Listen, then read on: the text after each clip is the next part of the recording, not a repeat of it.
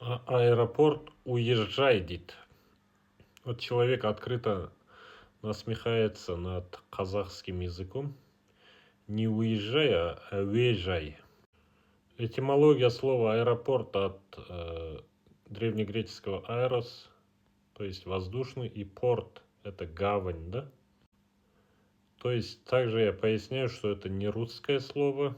Но как же звучит аэропорт на разных языках мира? Например, азербайджанский Хава Лимани, вьетнамский Санбэй, казахский Әуежай,